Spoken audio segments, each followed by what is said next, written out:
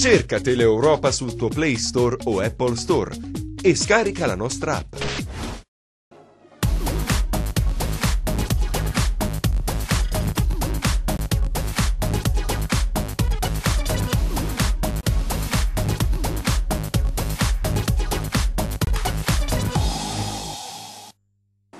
Buon pomeriggio da parte di Franco Segretto, siamo con un nuovo appuntamento di replay per questo lunedì 10 dicembre 2018.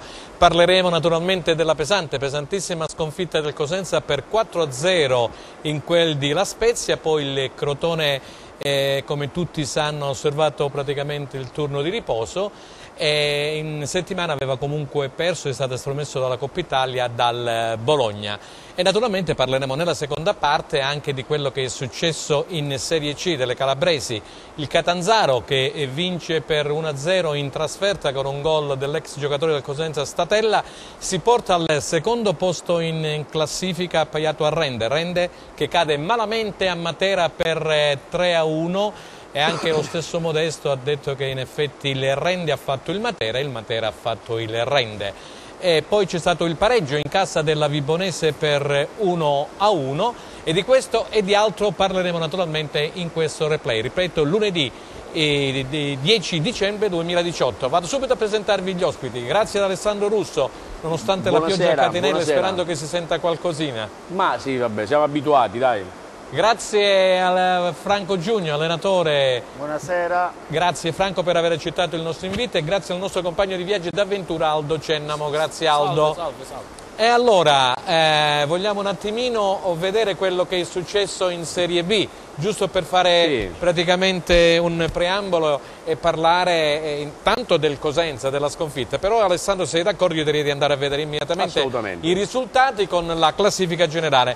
Allora, abbiamo Enzo Leonetti in regia, Luca Chito alla messa in onda e guida alla camera Michele Cava. Enzo, allora andiamo subito con i risultati della Serie B, eccole qua. Benevento Verona 0-1 è stato il posticipo di domenica sera, il Verona ha battuto il Benevento per 1-0 e questo poi ne parleremo perché c'è stato un gol fantasma, 2 fuorigioco non rilevato dall'arbitro e lì si sono lamentati tantissimo i giocatori e l'allenatore del Benevento Bucchi. Cremonese Cittadella 0-0, Lecce Perugia 0-0, il Livorno ha battuto il Foggia per 3-1, ha messo in grande difficoltà l'allenatore Grassadonia che sembra essere arrivato sui titoli di coda a Foggia. Poi abbiamo la vittoria del Palermo per 3-1 a Padova, Pescara batte Carpi 2-0, e Salernitana Brescia il posticipo, Spezia batte Cosenza 4-0 e Venezia batte Ascoli 1-0. La cura Zenga sta funzionando alla grande. Andiamo a vedere dunque la classifica della Serie B. Al primo posto sempre il Palermo con 29 punti, al secondo posto appaiate Lecce e Pescara con 26. A 24 punti il Cittadella, 22 il Verona, 21 Brescia, Benevento e Perugia, 20 punti Salernitana e Spezia, 19 poi troviamo Cremonese, Venezia ed Ascoli, 14 punti il Cosenza, ancora fuori dalla zona diciamo rossa, dalle secche della bassa classifica, poi abbiamo il Crotone a 12, Padova 11, Carpi 10 e chiudono la classifica generale di questa Serie B Foggia e Livorno con 9 punti. Torniamo in studio, allora Alessandro, abbiamo visto praticamente i risultati, abbiamo visto la classifica generale. Cosa ha detto finora questo campionato? Ma ha detto certamente che per quanto riguarda la lotta per la promozione in Serie A, la classifica sta cominciando a prendere una fisionomia abbastanza credibile, perché in testa c'è il Palermo, che è la squadra sicuramente più forte del campionato, una squadra costruita con saggezza, con criterio tecnico e anche fisico, una squadra classica di Serie B. Dopodiché alle sue spalle ci sono 2 outsider del campionato, sono il Lecce e il Pescara, che hanno un vantaggio, secondo me, sono quelle della continuità tecnica rispetto allo scorso anno, con un Lecce che ha anche la possibilità adesso nel mercato di rinforzarsi e cercare di mettersi in rotta per diventare la sorpresa. Manca qualche squadra all'appello, sta risalendo il Verona, il Benevento ogni tanto incoccia in una battuta d'arresto. Per quanto riguarda invece il Crotone, c'è poco da dire, davvero è la delusione del campionato, soli 12 punti, nonostante la società abbia fatto le cose in maniera perfetta dal punto di vista dell'organizzazione e dal punto di vista anche dell'organico. Per quanto riguarda la zona retrocessione, è veramente la notizia qual è? Che la classifica ha preso già, si è polarizzata. Sì. Si è polarizzata perché ci sono, a mio avviso, figuratamente 6 squadre per 4 retrocessioni. Ma in realtà c'è la possibilità che il Crotone magari dovrebbe inciampare su se stesso per lottare per la salvezza. Poi c'è la situazione del Foggia, come hai detto tu, che è sub iudice per quanto riguarda la possibilità di avere qualche punto in gradatoria. E poi ci sarà da lottare. Il prossimo Consiglio federale, Franco, visto che è un argomento che appassiona tutti, appassiona gli addetti ai lavori, i neofiti, i giornalisti, si legge molto anche sui social, il prossimo Consiglio federale dovrà dirimere una questione importante, quella relativa alle retrocessioni. L'orientamento, la Lega di Serie C ha chiesto di alzare il numero delle promozioni da 4 a 5. La Lega di Serie B chiede di diminuire le retrocessioni a 3. L'orientamento prevalente è quello di mantenere le retrocessioni a 4, però ci sarà sicuramente bagarre nel prossimo Consiglio federale. Con questa situazione, chiaramente con 4 retrocessioni, il Cosenza, che è riuscito con 2 vittorie a rialzare la testa, dovrà lottare in maniera sperrima per uscire fuori da queste secche, anche perché la partita di La Spezia ha riportato tutti con i piedi per terra e ne parliamo dopo. Di un Cosenza bello per una parte della gara, ma molto fragile nel secondo tempo. Grazie Alessandro. Io al mister Franco Giugno volevo chiedere Palermo di un altro pianeta. Tutti gli addetti ai lavori la danno come una squadra praticamente che ha diciamo, le caratteristiche della formazione tipica di Serie B per praticamente andare direttamente in Serie A. Danno il Crotone in questo momento, come diceva giustamente Alessandro, la delusione del campionato, mentre il Lecce è la vera outsider. Il tuo parere, mister? Sì, io credo che Palermo sia per qualità tecnica la squadra assolutamente più forte del campionato. Annovera 3-4 giocatori che farebbero la differenza anche in Serie A, quindi lo sappiamo tutti. La delusione più grande è in realtà il Crotone, per l'organico che ha, è un attimino in ritardo, colpevolmente direi, anche Verona e Benevento. Quindi Verona è più o meno a livello di organico è più o meno come il Palermo, diciamo, per qualità. Queste squadre sono in ritardo. In ascesa il Perugia sta facendo bene, dopo un avvio tribolato sta facendo una bella bene. partita quella disputata a Lecce. Sì, molto bene il Lecce, devo dire, no? Una squadra che è partita senza particolari ambizioni, se non quelle di disputare un campionato tranquillo, e si trova meritatamente al secondo posto, una striscia di risultati importanti, una classifica bella corposa. Certo, l'altro giorno ha impattato contro un Perugia che è tra le squadre più in forma del campionato. Ci può stare, la Serie B la conosciamo bene, è un campionato abbastanza lungo dove anche a volte pareggiare è un buon risultato, insomma quando non lo puoi vincere devi cercare di non perderla, e il Lecce, come dicevi prima te, c'è stato nella seconda parte del secondo tempo dove poteva pure perderla la partita. Grazie mister. E invece ad Aldo Cennamo volevo chiedere, al di là del Palermo, che ha la caratteristica, come dicevo prima, della tipica squadra che secondo me prenderà il largo quanto prima, volevo chiedere qualcosa sulla bassa classifica. Alessandro prima ha parlato appunto del Foggia che potrebbe avere 2 punti indietro, poi naturalmente c'è, diciamo, il Carpi che con 10 punti, a 9 punti chiudono fanalino di coda Livorno e Foggia, poi naturalmente ad 11 punti c'è il Padova che ha perso per 3-1 in casa contro il Palermo, e poi a 12 il Crotone che è rimasto fermo questa settimana, riprenderà la prossima, poi vedremo il prossimo turno più in là, contro il Venezia di Zenga, quindi contro l'ex di turno, e poi il Cosenza a 14 punti. Mi pare che lì si faranno i giochi? Ma io penso che sia una classifica spaccata in 2, soprattutto per quanto riguarda la retrocessione. In uno spazio di 5 punti ci sono 9 squadre, se vogliamo andarla ad analizzare, perché anche chi ha 18 punti non si può ritenere tranquilla 19. Per quanto riguarda, o 19, la salvezza. Quindi per quanto riguarda Invece la situazione ieri paradossalmente a noi poi tutto, anche se abbiamo perso 4-0, non ci è andata male, perché poi se andiamo a vedere il Livorno ha perso, cioè il Livorno ha vinto e ha battuto il Foggia, il Carpi ha perso, quindi la classifica diciamo che giù è rimasta invariata rispetto a quello che è. È chiaro che bisogna, caro Franco, lottare fino alla fine, come ha detto Alessandro e come ha detto Franco.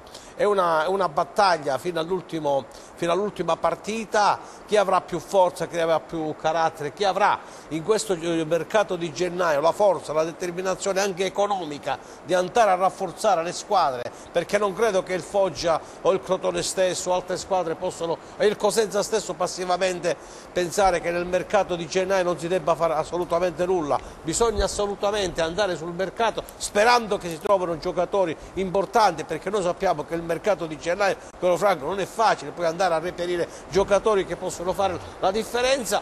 Se questo avverrà è chiaro che poi si restringe, come dice Alessandra, a 4-5 squadre. Io mi auguro che siano 3 le squadre che devono scendere, perché se dovessero essere 5 allora veramente c'è da lottare, c'è da stare attenti, c'è da fare una campagna acquisti a gennaio fortissima per evitare che il Cosenza si trova alla fine poi inguaiato e si possa trovare nei bassi fondi della classifica. Allora vi do una notizia, che praticamente il Cosenza, alla società del presidente Guaracci, ha presentato ricorso al collegio di garanzia del CONI, quindi in terza istanza, per il discorso dello 0-3 a tavolino per la gara contro il Verona, che non si è mai disputata. Questo è uscito sul sito del CONI, appunto, e naturalmente seguiremo anche questa situazione. Una notizia, diciamo, fresca fresca. Allora, andiamo subito in regia con Enzo Leonetti, andiamo a vedere, Enzo, se mi manda gli highlights di questo Spezia Cosenza 4-0. Grazie, poi la commentiamo in studio.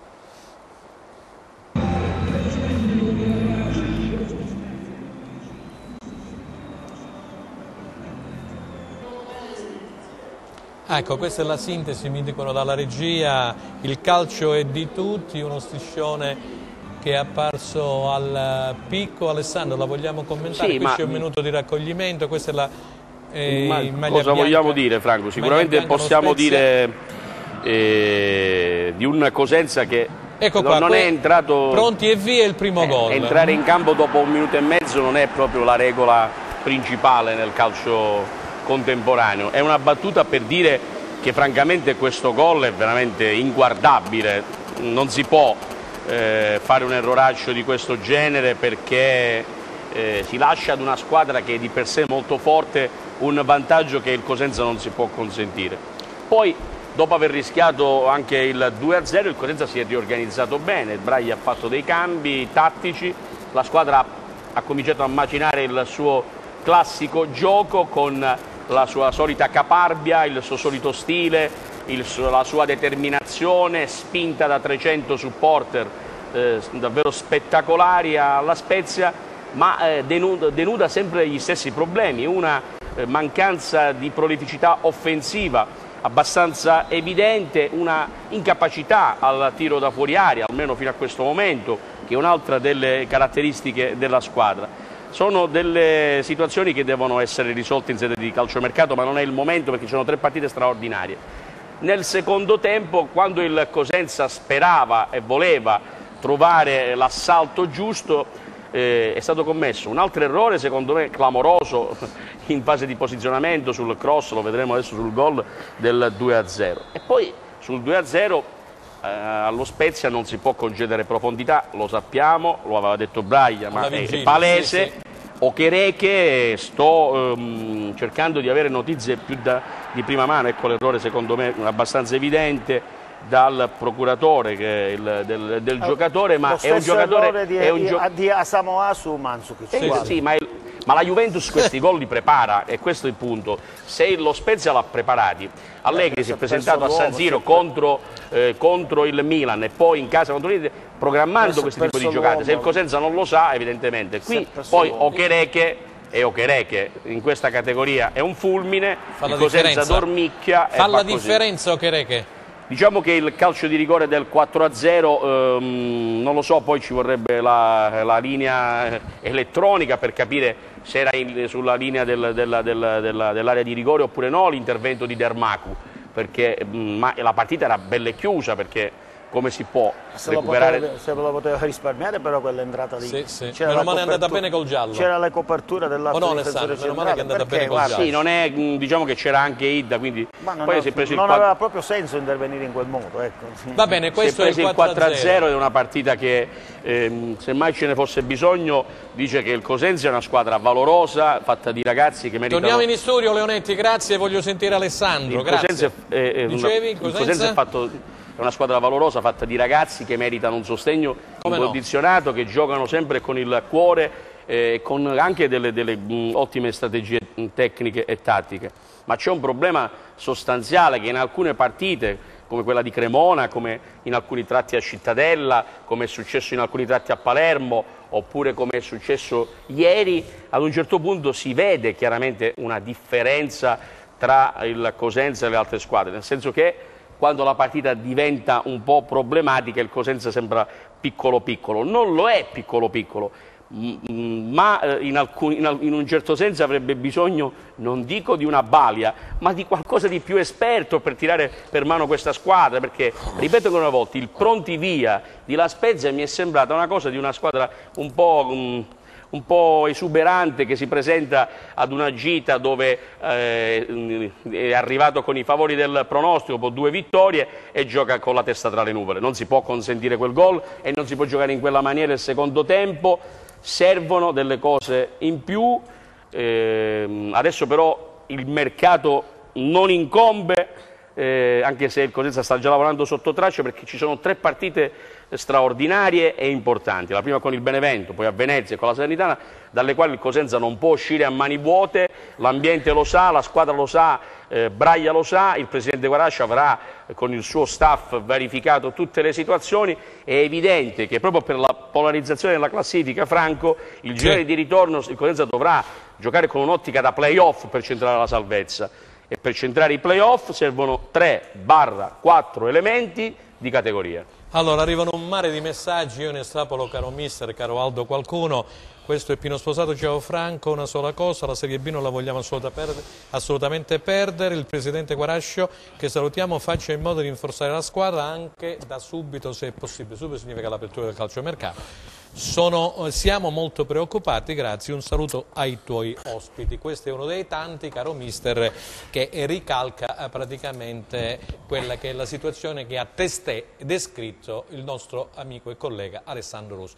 Alessandro, quando tu parli di differenza, io qualcosina, insomma, vorrei anche dirla, nel senso che quando vediamo le altre squadre sul sponda Livorno trovi il Diamanti, sponda Palermo non ne parliamo, trovi praticamente il Nestorowski che è l'attaccante e anche il capitano della Macedonia, e poi ne trovi tantissimi altri nazionali.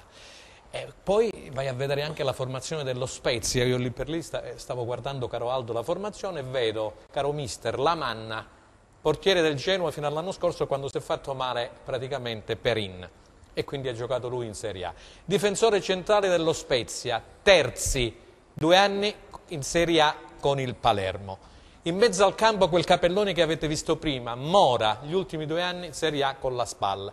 E mancava, signori miei, Galabinov. E Galabinov è un giocatore di Serie A per infortunio, il centravanti, ha giocato Chereca, ha giocato Pierini. Guarda caso Pierini ha fatto un po' di partite, 4-5, perché era il migliore, uno dei migliori attaccanti del Sassuolo, e l'allenatore lo ha fatto debuttare l'anno scorso in Serie A. Lo Spezia, che c'è una serie di osservatori molto molto importanti e quindi uno scouting importantissimo, li va a prelevare, come ha prelevato tantissimi nigeriani, come ha prelevato Chereca, come ha prelevato Aguà, che sta giocando nel Rennes ed è sempre uno dei migliori in campo. Quindi voglio dire, la differenza, come sosteneva Alessandro, spesso c'è e si sente. Franco Giulia. Ma io dico questo, non bisogna avere equilibrio, no? Noi sappiamo dall'inizio che questa squadra ha dei problemi di organici importanti, poi come succede spesso, le 2 vittorie ottenute negli ultimi tempi hanno offuscato la mente delle persone, creando magari dei facili entusiasmi, e questo mi sembra anche giusto nella tifoseria,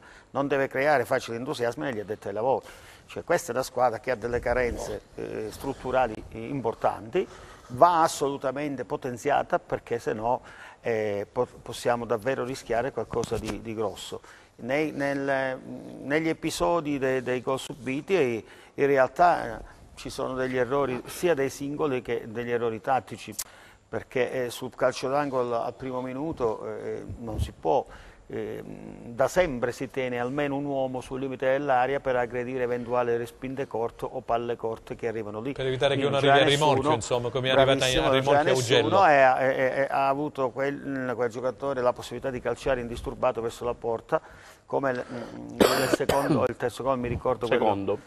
Anche lì si è perduto l'uomo, e non è la prima volta, se vi ricordate, che il Cosenza si perde l'uomo nell'area piccola. Nell'area piccola bisognerebbe marcare molto stretto, perché più ci si avvicina alla porta più la marcatura si dovrebbe stingere. Sì. E Cosenza in realtà, se è andata a rivedere i gol subiti, sono sempre gli stessi. In tante situazioni con l'uomo con la maglia larga che si è infilato e hanno fatto gol con estrema facilità, quindi non è più un problema di sfortuna, non è più evidentemente un problema forse nemmeno tattico, e probabilmente è un problema di qualità.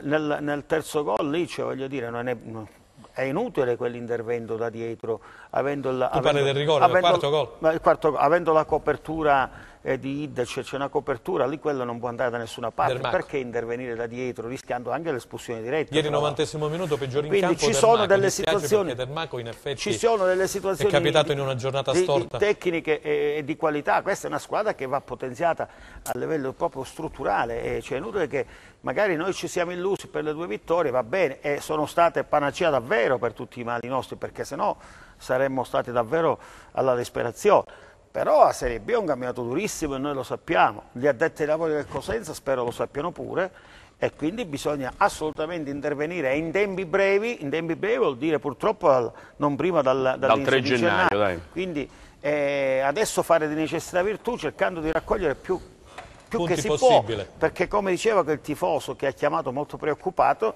la Serie B è un patrimonio per noi, siamo riusciti ad acciuffarla per vie misteriose, tra l'altro anche se poi con dei playoff giocati alla grande, ma il mistero del calcio ci ha consentito... Quindi ti riferisci al discorso che durante il campionato siamo arrivati settimi, durante il campionato siamo arrivati settimi, questa B, teniamocela stretta. Scagli la prima pietra, chi di noi avrebbe potuto pensare che noi attraverso i playoff saremmo andati in B dopo quel campionato modesto che abbiamo fatto. Franco, però nel momento in cui è arrivata la Serie B, adesso bisogna fare di tutto stretta per tenerla. Anche gli osservatori, anche gli scout, come dicevi tu, bisogna capire che adesso si fa un calcio importante, bisogna avere addetti ai lavori che vanno in giro a cercare ragazzini di 20 anni, di 19 anni, di 21 anni, per fare in modo che li si contrattualizzi a lungo termine, perché così insomma facciamo l'esempio di Okereke, li valorizziamo agli altri, insomma è come se fossimo una squadra di Serie C.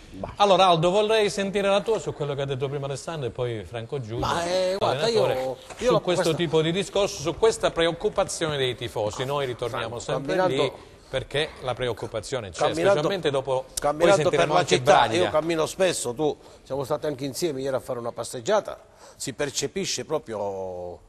Diteglielo, praticamente era un refrain, un ritornello continuo. Del Cosenza, che deve assolutamente mettere mano al portafoglio e andare sul mercato e comprare giocatori di categoria, non giocatori di categoria, capaci di farci fare veramente quel salto di qualità che questa città, questo pubblico meritano, perché questo pubblico merita di avere una squadra che sappiano soffrire e lottare, e non per salvarsi, adesso purtroppo dobbiamo pensare alla salvezza, ma per fare un campionato, perché 10.000 spettatori al campo ci vanno e non è facile, non è facile. Perdonami Aldo, prego. dire, no, 30 secondi, Franco, se no poi smettiamola di dire sempre no, vogliamo la gente allo stadio, sappiamo chi lo dice, no? La gente sta erano andando. in 10.000 l'altra volta, a Lecce che sono secondi erano in 10.000 pure, voglio dire, e se poi noi pretendiamo di fare il campionato con i soldi della tifoseria, quello è un altro discorso, ma a 10.000 spettatori allo stadio sono tanti, quindi la risposta dei tifosi è alla grande. Adesso tocca agli altri dare risposte importanti. Io penso che Franco Giugno dice questo, scusami, Franco Giugno dice questo, la gente sta venendo alla storia e sta dando delle grandissime risposte, tant'è che si viaggia intorno ai 65-70 mila euro, questi sono praticamente quello che ci viene dato dall'ingegnere Sirangelo sistematicamente ogni partita in casa che salutiamo. Fammi finire, Franco. È chiaro, è chiaro che il pubblico fa la sua parte. La società, naturalmente, intervenendo sul mercato invernale, deve fare la sua parte. Questo è il concetto. Perché questo è d'obbligo, perché un presidente che ha la fortuna, la capacità, anche la forza di portare una squadra in Serie B dopo tanti anni, adesso non può assolutamente tirare i remi in barca, deve affidarsi ai tecnici che ha, a quelli che dovranno andare sul mercato per comprare questi giocatori e far sì che, perché abbiamo visto ieri, io per esempio io questa partita la voglio immediatamente archiviare, l'ho pure scritto, perché questa partita va immediatamente archiviata, ci vuole anche un lavoro psicologico di Braglia, perché questi 4-0 non devono più pesarci, dobbiamo dimenticare una partita che abbiamo giocato tra Scapoli e Ammogliati e abbiamo perso 4-0, mettiamola così, ma è necessario, Franco, che anche io onestamente non capisco perché, me ne assumo responsabilità, un Palmieri del secondo tempo contro il Padova non deve andare in campo dal primo minuto contro lo Spezia, perché un centrocampo secondo me Bruccini e Garritano e Monco secondo me non tiene, un centrocampo Monco, c'è Bruccini che deve fare il centrocampista, il difensore, l'attaccante, non ce la fa, no? C'è bisogno di un giocatore a centrocampo, ci vogliono due centrocampisti di peso, ci vuole un attaccante che faccia 15 gol, ci vuole probabilmente un portiere di esperienza, perché Perina se la sta cavando abbastanza bene. Però questi giocatori non devono essere giocatori che andiamo per caso, no! Bisogna lavorarci da adesso, è difficile trovarli, perché non è facile andare a fare questo mercato, però il Cosenza deve fare ogni sforzo possibile, anche economico, ci vuole uno sforzo economico, ma senza dubbio, rispetto a quello del passato, per far sì che il Cosenza rimanga e sia un attore della Serie B, e fra 2 anni bisogna andare in Serie A. Questo è il mio pensiero. Va bene, allora siccome Alessandro mi diceva che c'era qualche problemuccio tecnico, Alessandro riprendi tu in mano la situazione. Il problema tecnico, no, il problema tecnico lo ha la classifica del Cosenza. No, pensavo al microfono, scusa. Sdrammatizziamo un attimo che... Tu hai sentito il mister Giugni, hai sentito Aldo Cenno. Condivido, diciamo che siccome nel calcio c'è la moda delle piroette, no? Di cambiare completamente opinione, forse...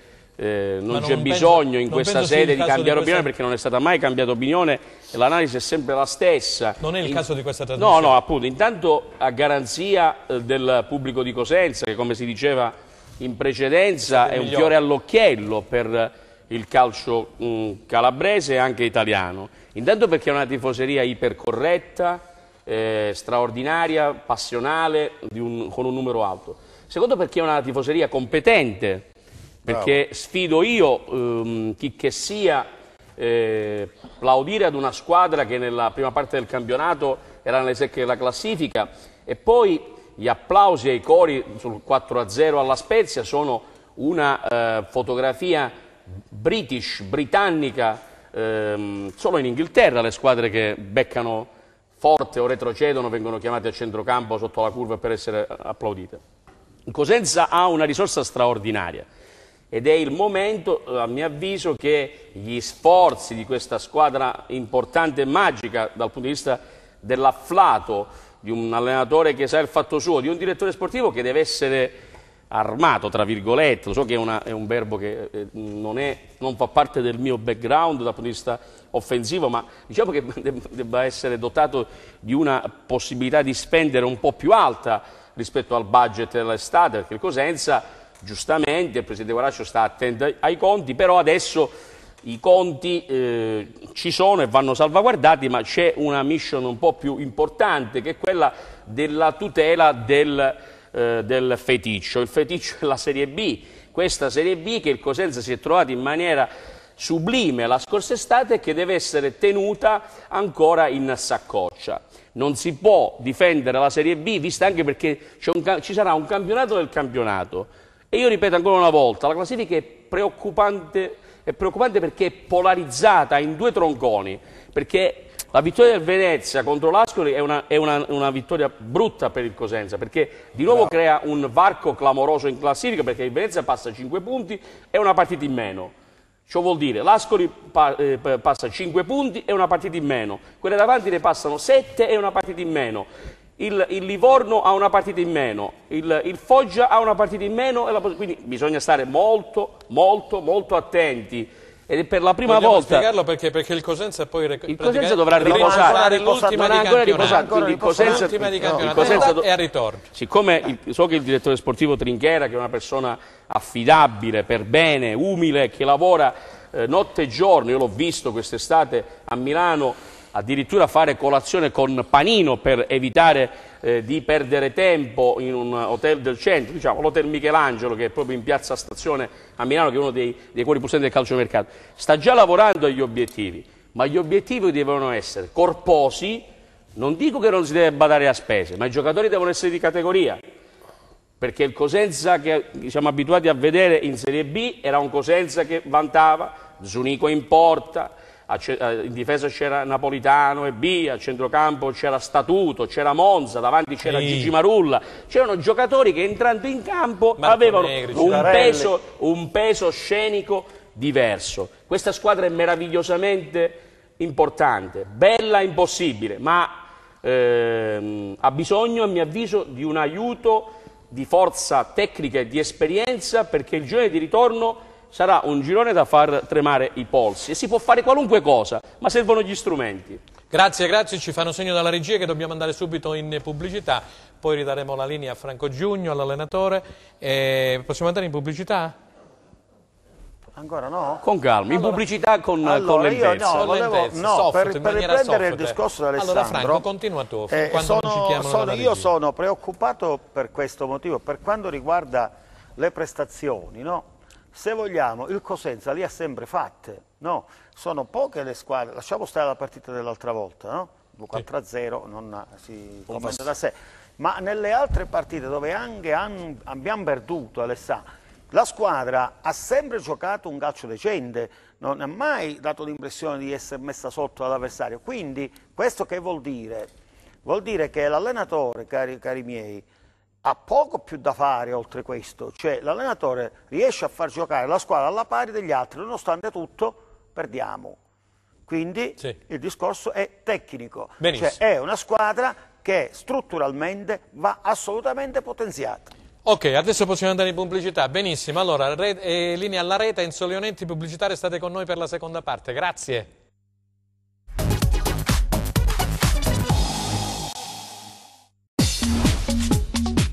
Cerca Teleeuropa sul tuo Play Store o Apple Store e scarica la nostra app.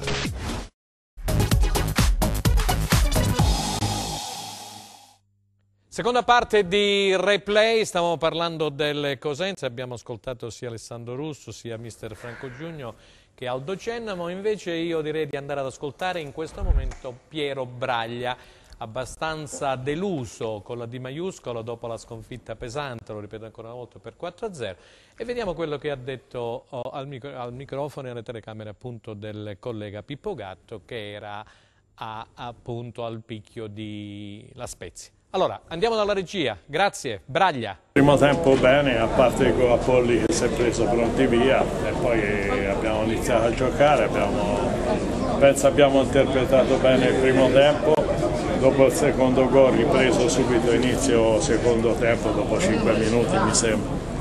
Abbiamo letteralmente sbracato e dopo non c'è stata più partita e abbiamo fatto una figuraccia. Una brutta figuraccia. Allora, ritorniamo a quello che è stato il Cosenza del primo tempo. Sembrava quella squadra bella, dicevamo noi in postazione, se mettiamo dentro il gol recuperiamo e la vinciamo. Squadra bella. Quella di vincerla forse no, però a quel punto lì, alla fine del primo tempo, si pensava di potercela giocare fino in fondo.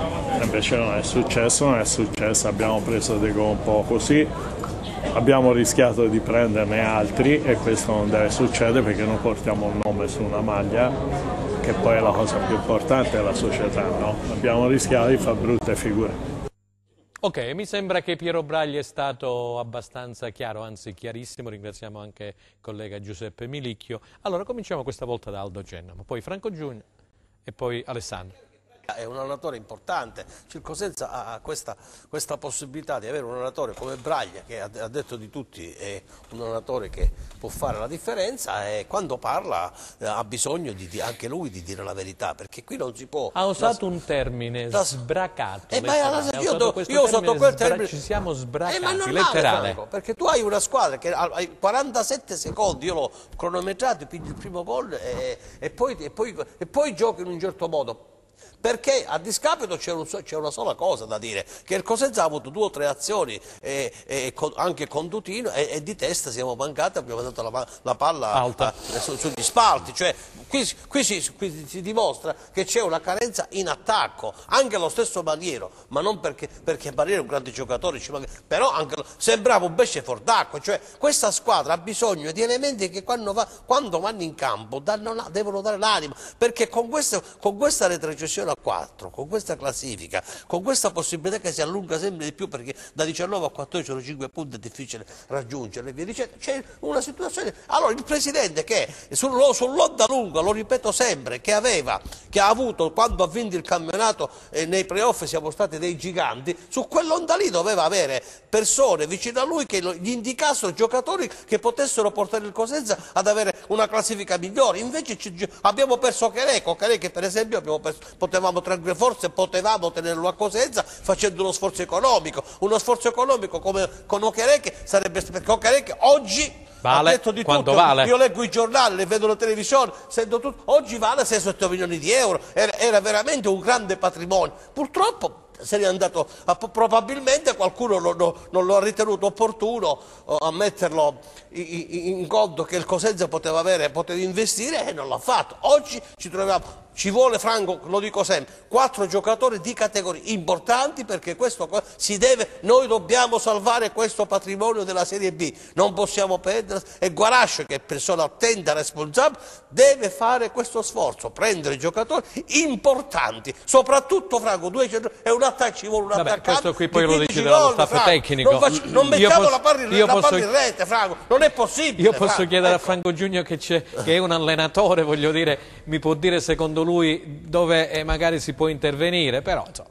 c'è uno staff tecnico di grande rispetto. Ci mancherebbe, non solo critica lo staff tecnico. Sono loro che stanno lavorando, lo ha detto anche Braglia, a microfoni spenti alla vigilia della partita, prima di partire per la Spezia. C'è un direttore sportivo che sta lavorando, poi vedremo naturalmente quello che ci riserverà il mercato invernale. Naturalmente tutti quanti, come dire, abbiamo fiducia nel presidente Guarascio e nella società, perché si faccia qualcosa di buono. C'è una notizia su Okereke. Una notizia su Okereke, subito abbiamo Alessandro Russo, vai. Noi abbiamo i procuratori in diretta, vai Alessandro. Sicuramente una notizia per Okereke importantissima, c'è una squadra che lo vuole, anche straniera, lo sappiamo. Alessandro non è attento e fa bene. Alessandro, lo vuoi dire questa notizia, visto che... Sì, diciamo che in un certo senso in questo momento c'è un derby tutto italiano a Genova. Sì. Genova e Sampdoria sono le squadre maggiormente interessate a David Okereke.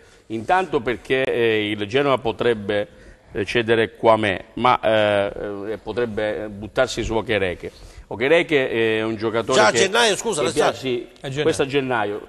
A gennaio potrebbe anche andare, per esempio, in prestito da Stirpe al Frosinone, prestito con obbligo di riscatto. C'è anche delle situazioni all'estero, perché il suo procuratore è Patrick Bastianelli, che è uno dei più attenti. Lo dobbiamo avere qualche volta in rete telefonica. È uno di quelli che sicuramente inviteremo a parlare in trasmissione. Ha delle relazioni sia in Spagna sia in Germania e potrebbe avere mercato anche all'estero. Il Cosenza poteva riscattarlo a 2 milioni, non credo che sia stato mai nelle condizioni di farlo. È un giocatore esplosivo, ecco. Il Cosenza con Okereke sicuramente avrebbe avuto quei 5-6 punti in più facili, perché Okereke, avete visto com'è? Sta nascosto, sì. Improvvisamente accelera ed è immarcabile. Vero. Ok, allora facciamo una cosa, poi ne parliamo, ormai abbiamo parlato tantissimo del Cosenza, poi nell'ultima parte, oltre a parlare della Serie C, naturalmente tratteremo il prossimo turno della Serie B. Io vorrei introdurre il Crotone, vorrei andare a sentire invece l'allenatore del Crotone, Oddo. Vediamo se siamo pronti dalla regia, andiamo ad ascoltare Massimo Oddo. Grazie Enzo Leonetti. In questo momento è un momento particolare in cui qualsiasi squadra viene Sarà una partita difficile, ovunque vai è una partita difficile, perché devi uscire da questo momento duro, molto duro per noi, e come ripeto, per uscirne l'unica via è non tanto quella del gioco, perché quando ti manca serenità fai fatica anche a giocare, la palla scotta sicuramente di più, e bisogna lavorare sulla testa, bisogna fossilizzarsi sul fatto che ognuno dei giocatori che va in campo deve dare tutto quello che ha.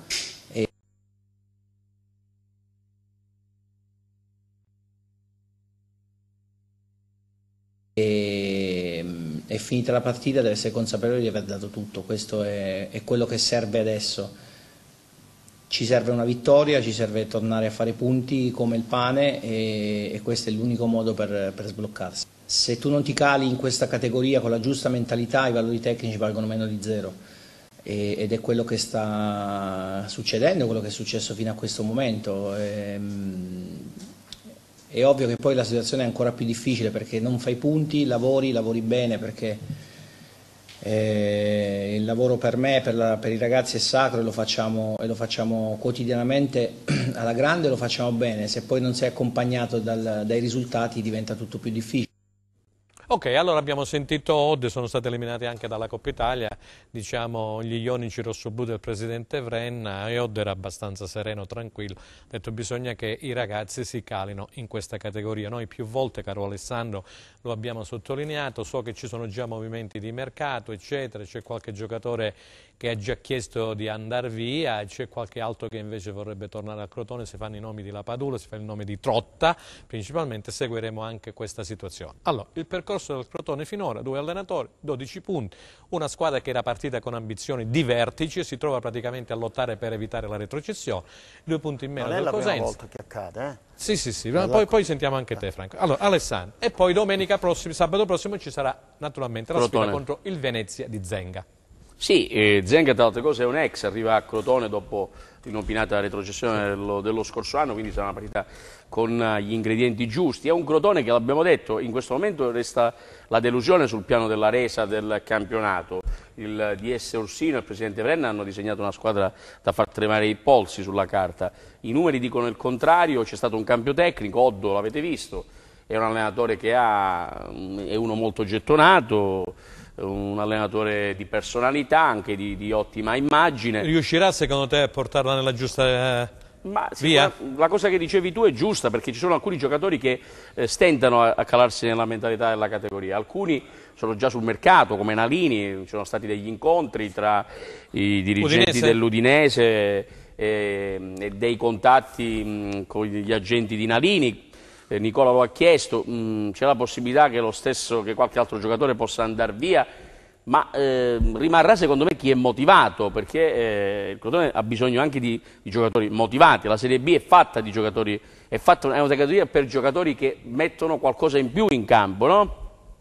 E il Crotone ha bisogno di questo, una squadra che fino adesso ha avuto poca gamba e poca cattiveria, e i numeri parlano chiaro.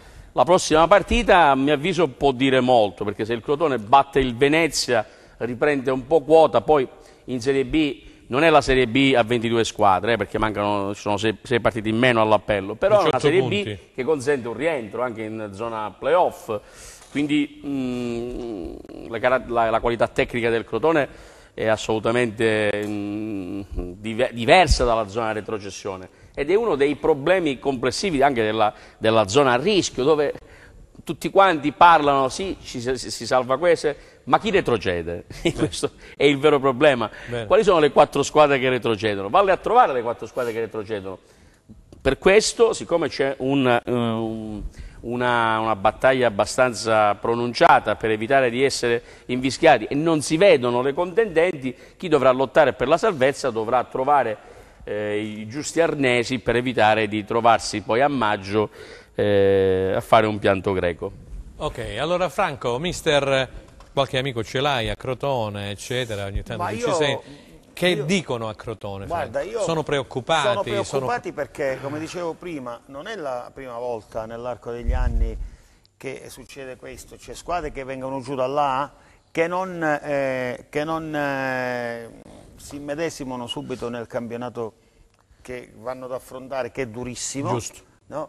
E rischiano di retrocedere, se non addirittura sono retrocesse. È successo negli anni passati con organici importanti. Il Crotone è un organico importante e sicuramente, come ha detto Oddo, non ci sono dubbi, perché per la qualità dei giocatori che ha, se si ritrova una classifica in piena zona di retrocessione, evidentemente molti di questi giocatori non hanno più le motivazioni, gli stimoli, per affrontare determinate partite ogni domenica. Questo è il concetto. Quindi credo che loro interverranno massicciamente sul mercato.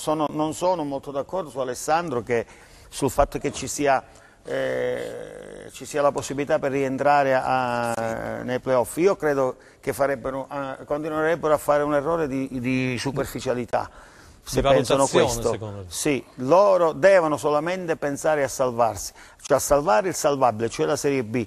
Quindi devono probabilmente cambiare alcuni giocatori, portare della gente motivata a Crotone, e l'obiettivo massimo di questa società, arrivata ormai più o meno alla fine del girone d'andata, dove i valori si sono stabilizzati, deve essere solo ed esclusivamente la salvezza. Se ancora qualcuno di questi giocatori pensa che vabbè, ma noi siamo il Crotone, riusciremo ad arrivare nei playoff, questi retrocedono. Benissimo. Quindi, però volevo dire un'altra cosa, loro hanno un prego. vantaggio rispetto alle altre squadre, caro Franco, hanno il salvagente.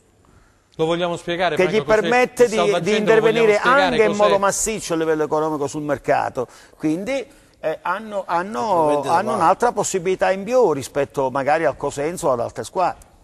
Aldo, allora io la domanda che ti pongo è la seguente. Allora, hanno parlato sia Alessandro Russo del Crotone sia Mister Giugno, con due valutazioni un po' con idee differenti. Secondo te il Crotone è una squadra che lotterà fino all'ultimo per evitare la retrocessione, quindi play out, o una squadra che si può tranquillamente inserire anche facendo leva, come dice Franco Giugno, con il paracadute e quindi cambiando un bel po' di giocatori, quindi quelli adatti alla categoria, alla Serie B, alla cadetteria? Ma io penso che se è vero che questi giocatori che ci sono non hanno le motivazioni giuste e si sentono ancora giocatori di Serie A, secondo me è difficilissimo che il Crotone possa pensare di andare in Serie A, anche perché quelli di avanti, quelli che sono avanti, il Palermo, il Lecce e chi per loro corrono, Franco, perché ormai anche il Verona stesso, se noi andiamo a analizzare, il Verona vince le partite, ma li vince, scusatemi se sono forte, ma vince pure a tavolino, perché ieri ha rubato la partita, il Benevento non sappiamo come è possibile, cioè gliel'ha rubata. Quindi se questa classifica che già c'è in alto, con 12 punti del Crotone a 12 punti dalla quarta, Franco, sì. Se il Crotone non cambia mentalità e se questo allenatore, perché poi la responsabilità, gli allenatori parlano, qui c'è un allenatore, ma se io non sono riuscito ad incutere una mentalità ai giocatori e farli ritornare sui piedi, non più in gelo ma stando con i piedi per terra, qualche responsabilità qualche allenatore ce l'avrà pure, non la diamo sempre ai giocatori. Quando Otto dice probabilmente ancora pensano scusatemi, abbiamo poi l'errore che fa il Crotone, tu cacci Stroppa? Ha cacciato Stroppa, ma Stroppa era un allenatore che secondo me poteva veramente essere capace poi di arrivare dopo qualche giornata ad un risultato, perché conosceva già l'ambiente, Stroppa aveva fatto comprare dei giocatori che già conosceva, c'era tutto. Cambiare sempre allenatore secondo me è un errore clamoroso, non è sempre utile. Quando il Crotone con Nicola, lo ricordo un'altra volta 2 anni fa, ha pensato di mantenere il Crotone, per un punto si è salvato, se avesse cambiato allenatore sarebbe... Quando ha cambiato Zenga, poi il Crotone è andato in Serie B, oggi il Crotone è in Serie B, oggi il Crotone è sotto di noi, deve incominciare a macinare un discorso diverso per salvarsi. Secondo me diventa difficile, perché come dice Franco, sono d'accordo, ci sono squadre, esempi di squadre che dalla Serie A poi sono andate in Serie C, perché questa è la Serie B è difficilissima, 19 squadre come dice Alessandro, è difficilissimo poi alla fine riuscire a recuperare. Se tu vai in basso è difficile che ti rialzi se non hai uno scatto. E se vai sul mercato e c'hai i soldi, Franco, puoi pigliare a chi vuoi, puoi pigliare anche a Maradona, puoi pigliare a Ronaldo, a chi vuoi, però vallo a trovare a gennaio questi giocatori che ti possono far fare la differenza. Non è facile, se il Crotone riuscirà a salvarsi, ad andare in Serie A, io sono contento, ma secondo me è molto difficile. Allora, amici carissimi, arriva un comunicato dell'Associazione Cosenza nel Cuore che, diciamo, ha a che vedere con, salutiamo Antonello Aprile, che è il presidente, e stigmatizza quanto verificatosi ai danni di alcuni associati a causa di una nota società di autonoleggio operante su tutto il territorio nazionale. In occasione della trasferta della Spezia, un gruppo di tifosi si era premunito del Cosenza di noleggiare un pulmino, racconta tutta la storia. Antonello, di 9 posti, percorsi circa 150 km, l'autovettura andava in panne. Per usura della frizione lungo la A15, signori miei, si ferma ad 1 chilometro dall'uscita di Parma Ovest. Prontamente contattata, la ditta di autonoleggi garantiva una vettura sostitutiva solo a Bergamo e a Bologna, perché giornata festiva. Di fatto non inviava alcun mezzo, quindi non è arrivato nessun mezzo. Fermi per oltre un'ora, questi ragazzi che appartengono all'associazione appunto di Antonello Aprile e Cosenza nel Cuore, vedevano arrivare il carro attrezzi, eccetera, eccetera, che li accompagnava, anziché a Parma, scrive l'associazione, a Berceto, che conosciamo bene, a 40 km tra La Spezia e Parma. E invece loro dicono perché non ci hanno portato a Parma, che era distante solamente 1 chilometro. In conclusione, il gruppo non ha mai raggiunto La Spezia e questo è veramente un fatto increscioso e grave, quello che si è verificato a seguito della squadra del Cosenza Calcio, ma dopo una serie di peripezie con mezzi di fortuna questo gruppo ha potuto raggiungere addirittura l'aeroporto di Orio al Serio in tempo utile per poter prendere il volo di ritorno verso Lamezia Terme. È impensabile, eccetera, eccetera. E poi ti dice che l'associazione Cosenza nel Cuore precisa che tutelerà i propri associati vittime dell'increscioso episodio in tutte le sedi opportune. Era doveroso, caro Alessandro, no? Questo io non lo sapevo, è una notizia fresca fresca che ci ha dato Antonello Aprile, che salutiamo.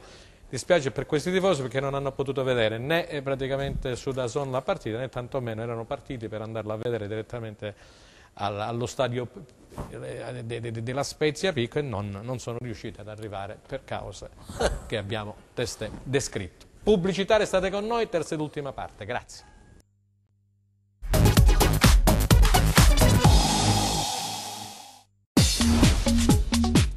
Cerca Teleeuropa sul tuo Play Store o Apple Store e scarica la nostra app.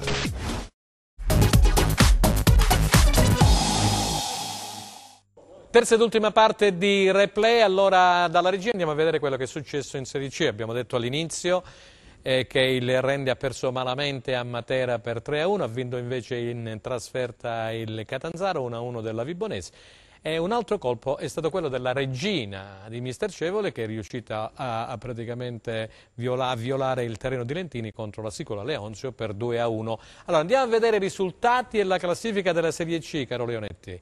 Vediamo un attimino, così li leggiamo tutti. Serie C, eccoli qua. Allora, Bisceglie batte Catania 1-0, il Bisceglie addirittura non aveva nemmeno allenatori, dicono i colleghi praticamente di Bisceglie. Poi la Casertana ha perso in casa 1-0 contro il Monopoli, pari tra Cavese e Potenza 1-1, il Matera, come dicevamo prima, ha battuto il Rende per 3-1, poi Rieti batte Paganese 4-1, poi la Regina ha battuto la Sicola Leonzio per 2-1, stesso risultato della Juve Stabia in trasferta a Trapani.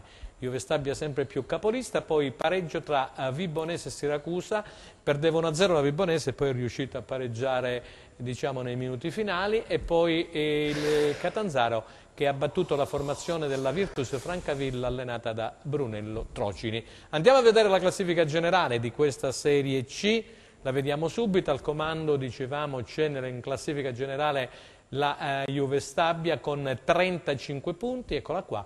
A 27 troviamo Catanzaro e Rende, 26 il Trapani, 24 il Catania, 22 abbiamo la Vibonese, 21 punti Monopoli, Casertana e Potenza, 18 Sicola Leonzio, 17 la Regina, poi a 15 punti la Cavese, 14 Bisceglie, a 13 punti Francavilla, Siracusa e Rieti, 6 punti il Matera, ha fatto un grosso balzo in avanti, 5 la Viterbese e 4 punti la Paganese.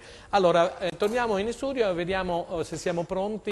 Dalla regia andiamo a vedere il servizio di Anna Franchino sulle formazioni calabresi di Serie C. Vogliamo andare, Leonetti? Grazie. Doveva essere la gara della svolta ed invece a Matera il Rende incappa nella seconda sconfitta consecutiva giocando al di sotto delle proprie possibilità. I biancorossi prendono 3 schiaffi in faccia dai lucani che con il successo sui calabresi rilanciano la propria classifica abbandonando l'ultimo posto in graduatoria. Una brutta prestazione, non c'è che dire, figlia forse anche delle tante assenze, ma non c'è il tempo per piangersi addosso perché mercoledì si torna in campo per affrontare il Rieti. Ottima prova invece del Catanzaro che contro la Virtus Francavilla di Bruno Trocini vince e convince risalendo la classifica e portandosi appaiato a Rende al secondo posto. Il gol partita lo segna Statella al 20° della ripresa, un gol che vale 3 punti d'oro, lo ribadisce anche il vice di Auteri, Cassia. Il mister, forse troppo adirato per il terreno non in perfette condizioni, ha ceduto la parola al suo secondo. Vince in trasferta anche la Regina che a Lentini bissa la vittoria con il Rieti. San Domenico dagli 11 metri e Solini sbloccano una gara equilibrata sino ad inizio ripresa. Il gol della bandiera per la Sicula lo segna Russo nell'extra time. Mercoledì si torna in campo ospitando la Cavese. 1-1 invece fra Vibonese e Siracusa, secondo pari consecutivo per i rossoblù che nelle ultime 3 gare hanno conquistato 5 punti, un pari in rimonta per la squadra di Orlandi che nel primo tempo subisce la verve degli avversari, in gol al 25° con Turati e poi nel secondo tempo riequilibrano il risultato grazie alla rete di Silvestri. Calabresi che mercoledì viaggeranno alla volta di Monopoli. E allora, abbiamo visto i filmati delle squadre calabresi, il Catanzaro che raggiunge il Rende al secondo posto con 27 punti. Alessandro, questa Juve Stabia che sta andando avanti come un treno, 35 punti, e le altre calabresi è messa bene la Vibonese. Il Catanzaro si è ripreso come era prevedibile perché la squadra è solida, l'allenatore è molto navigato e il campionato è lungo. Quindi bisognerà vedere se il Catanzaro riesce a dare continuità a questo atteggiamento delle ultime partite. C'è il Catania che ha una partita in meno e una sconfitta inopinata a Bisceglie. Il campionato dice che la Juve Stabia in questo momento ha lasciato un bel numero di punti tra sé e le contendenti, ma c'è molto ancora da fare per arrivare alla Serie B. Poi abbiamo detto del Consiglio federale che potrebbe allargare il novero delle promosse in Serie C e quindi arrivare sempre più avanti in classifica è importante, vale per il Catanzaro, vale anche per il Rende, ci può stare una sconfitta, una squadra che ha tirato una volata clamorosa, il Rende ogni tanto una topica bisogna pur prenderla nel calcio, ci può stare perdere contro chi che sia. Modesto. Modesto ha detto che il Matera ci ha messo più cattiveria, ho sentito l'audio di un'intervista, ha messo più gambe, il Rende è una squadra che sicuramente per il momento ha fatto molto di più di quello che ci si attendeva, quindi, mentre il risultato importante è quello della Regina. Che è riuscita a violare il campo della Sicula Leonzio e quindi si è messa in una situazione di gradatoria molto tranquilla. 1-1 della Vibonese, squadra solida di categoria che difficilmente lascia punti in casa, con la logica dei 3 punti pareggiare non è proprio il massimo della vita, però c'è un vecchio adagio che dice quando non puoi vincere è meglio non perdere. Mister, e allora questo Catanzaro che si fa avanti, diceva Alessandro Russo che c'è una bella squadra, una squadra praticamente forse di categoria superiore, c'è un allenatore Auteri che insomma conosce benissimo la Serie C, la Vibonese che sta facendo bene, il Rende che è caduto. Il Rende che sia caduto, come diceva prima Alessandro, è... Forse 3-1 è un po' pesantuccio come diciamo risultato, che non no? ci fa caso nessuno, sì, è un risultato pesante, anche a dire il vero, anche... la scorsa volta Modesto in casa ha detto che il Rende ha fatto il Matera e con la Casertana ha faticato pure, però diciamo che il Rende, mister, scusami se ti interrompo, nelle ultime 3 partite ha conquistato un solo punto, sì, però quello del pareggio di Cava, poi ha perso come dicevi tu con la Casertana e ha perso però ieri. Cava vinceva, la Cavese ha pareggiato nell'extra time. Comunque, come diceva lui prima, è una squadra giovanissima che si trova comunque tuttora in classifica al secondo posto, voglio dire, inaspettato. Ottimo il campionato, e isperato. Ottimo. Bisogna fare l'elogio a Ciccio Modesto che sta facendo davvero bene con questo gruppo di ragazzi, insomma, produce a volte anche un calcio divertente, quindi bisogna dire la verità. Catanzaro arriverà fino in fondo? Catanzaro credo che arriverà fino in fondo, è in ritardo secco il Catania come è in ritardo il Trapani e la Casertana ancora di più, la Casertana che annovera tra le dicono che questa file. Juve Stabia sia una squadra solida, robusta, quella di mister Caserta. Io credo che 8 punti di vantaggio sia difficilissimo per tutti poterli recuperare. Tra l'altro nei gironi di ritorno giocare a Castellammare, io che ci ho giocato, insomma, ti posso garantire che non è semplice, quindi recuperare 8 punti a questa squadra mi sembra quasi impossibile. Poi nel calcio mai dire mai.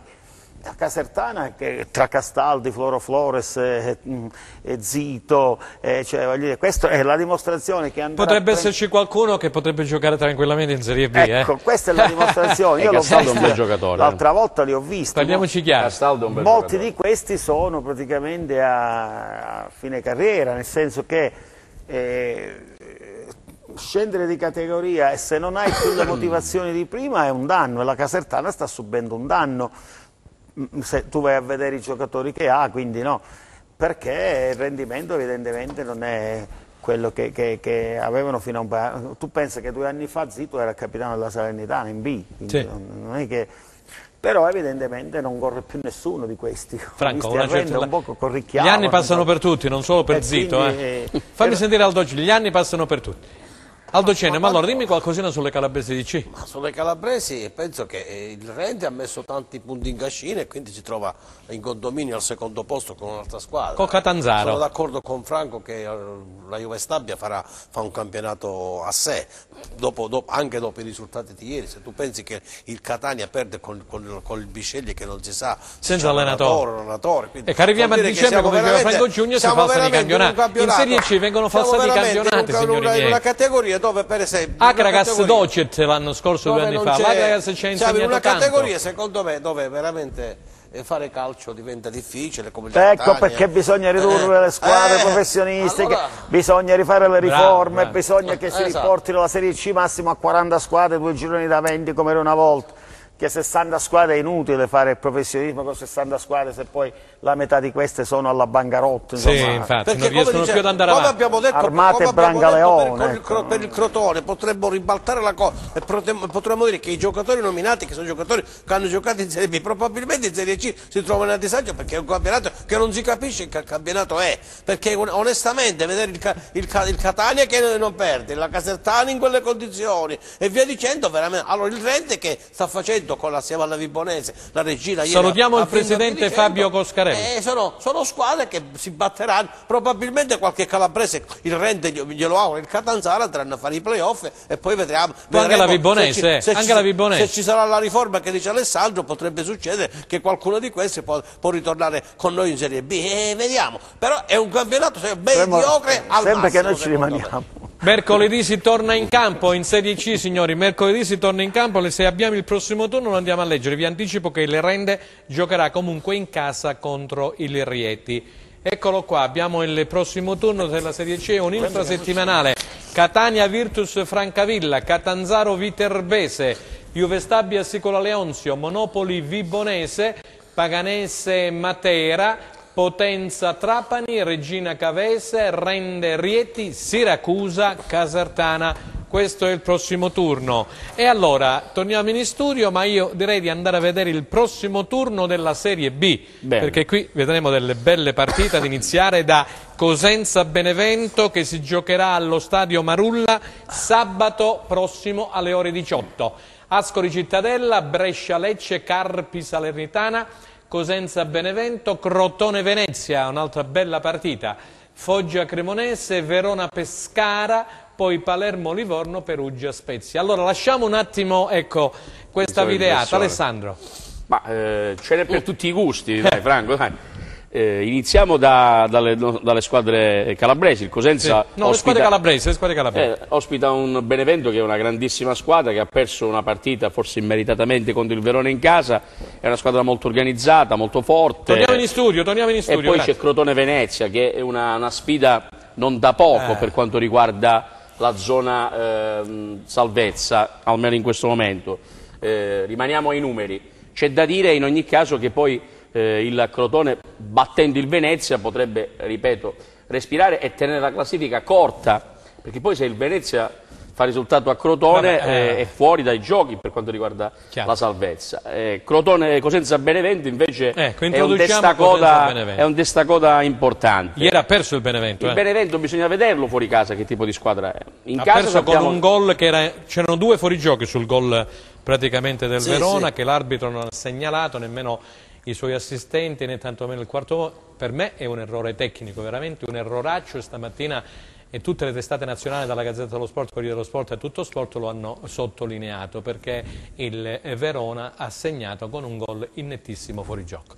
Introduciamo il Benevento. C'è qualche acciaccato tipo Maggio ex Napoli, qualcuno che ha giocato un po'... Insomma, una squadra tosta, una squadra di categoria e forse anche qualcosa in più. È una squadra che ambisce chiaramente al ritorno in Serie A.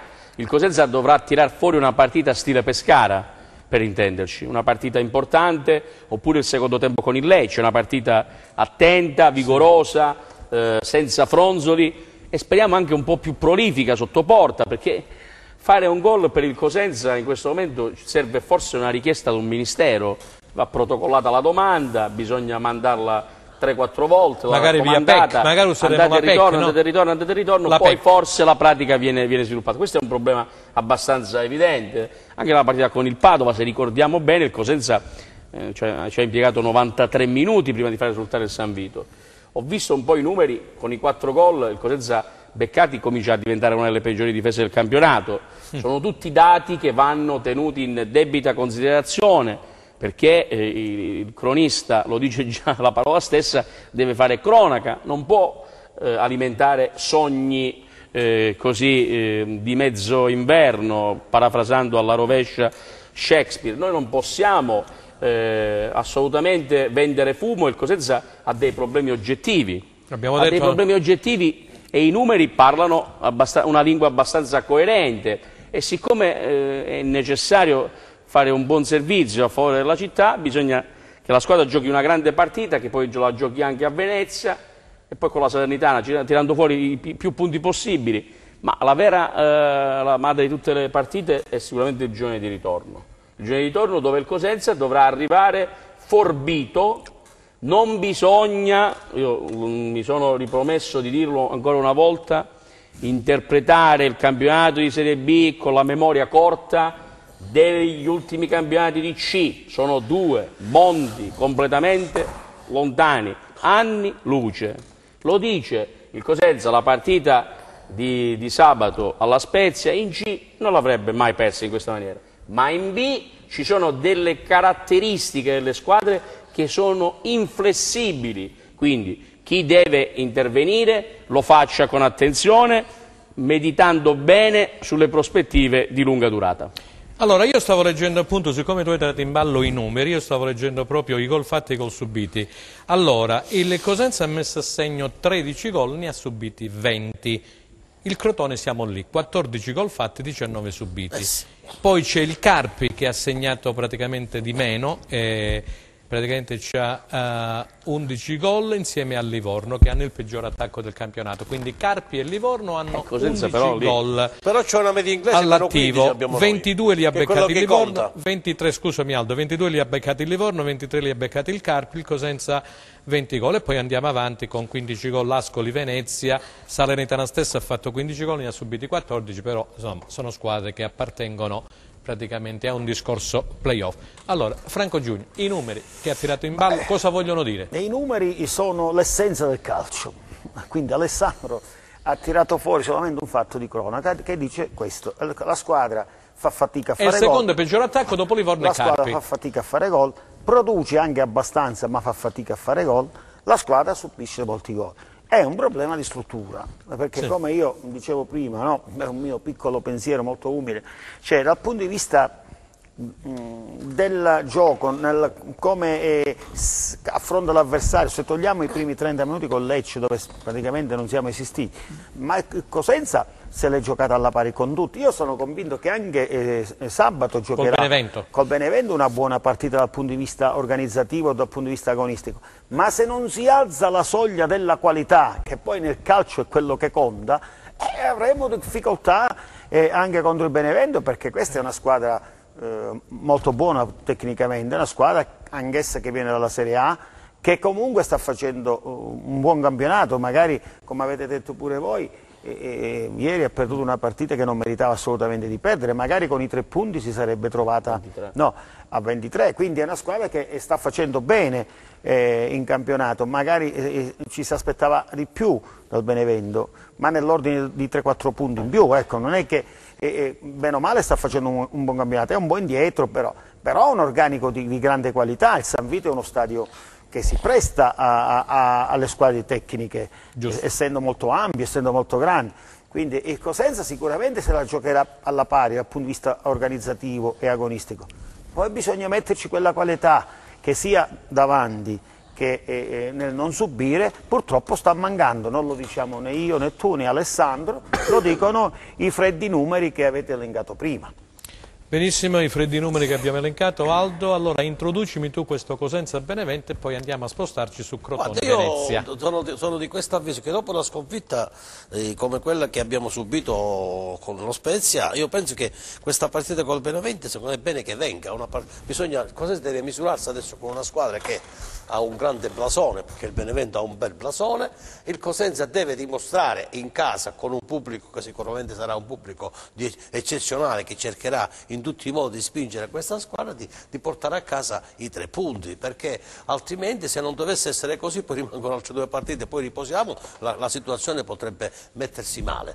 Però c'è un dato, Franco, c'è un dato che io ho visto un Braglia molto arrabbiato tra il primo e il secondo. Quando Braglia ha fatto i cambi, probabilmente sabato vedremo qualche giocatore in campo già dal primo minuto, perché i cambi che ha fatto Braglia contro lo Spezia, perché si è accorto che alcuni giocatori proprio in campo c'erano soltanto per la firma, mi fa supporre che ci sarà una rivoluzione nella formazione per alcuni, soprattutto nella parte dell'attacco e soprattutto nel centrocampo, e anche qualcosa ricambierà in difesa, e allora bisogna stringersi in questo momento attorno alla squadra, bisogna essere uniti, compatti, forti, dobbiamo fino a sabato cercare di non far mancare il calore che questi tifosi hanno fatto già sentire dopo il 4-0 alla Spezia, e allora bisogna trovare il modo come fare i 3 punti, perché il Cosenza non può assolutamente retrocedere, è un patrimonio questa Serie B, adesso sul mercato come stiamo, noi lo diciamo già dalla prima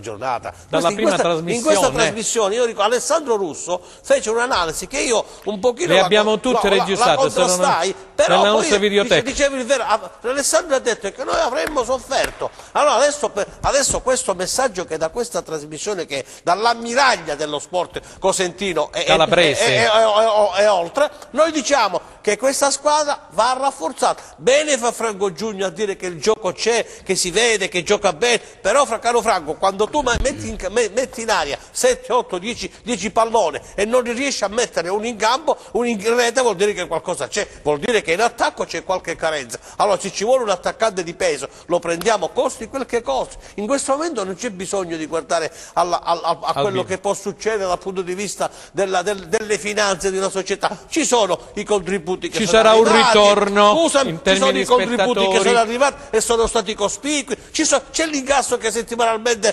ogni 15 il Cosenza fa, sono 70, 80, 90, cioè è un pubblico, è il 7° o 8° pubblico che c'è nella Serie B che va a vedere la partita. Se tutto questo è vero, conoscendo Guarascio che ci tiene e ci ha portato, non penso che Guarascio possa diventare il presidente che dalla Serie B ci riporta in Serie C, non ci credo mai, perché gli sono amico, so come ragione, e mi spero che questa volta si faccia consigliare da persone capaci e competenti e vada sul mercato e prenda quello che ci serve. Benissimo, allora abbiamo detto di tutto e di più oggi, abbiamo detto di tutto e di più, però ecco, non mi hai detto un discorso sul Crotone, perché è una partita molto importante, è finito, ci dicono che dobbiamo chiudere. Vabbè, comunque sul Crotone ne parleremo la prossima settimana. Benissimo, e allora abbiamo detto tantissimo del Cosenza. Abbiamo parlato anche del Crotone, che comunque ieri ha osservato un turno di riposo. Il Cosenza tornerà a giocare sabato contro, lo abbiamo detto prima, il Benevento, che è una formazione retrocessa alla Serie A, alle ore 18 a San Vito Marulla, mentre il Crotone ospiterà il Venezia dell'ex Zenga. È tutto per questo lunedì 10 dicembre 2018. E io ringrazio naturalmente Alessandro Russo, ringrazio mister Franco Giugno, grazie per aver partecipato alla nostra replay, e naturalmente grazie ad Aldo Genamo. Da parte di Franco Sorghetta è tutto, e noi ci rivedremo lunedì prossimo per raccontare quello che è successo in Serie B e quello che è successo alle calabresi Serie C. Arrivederci, restate con noi.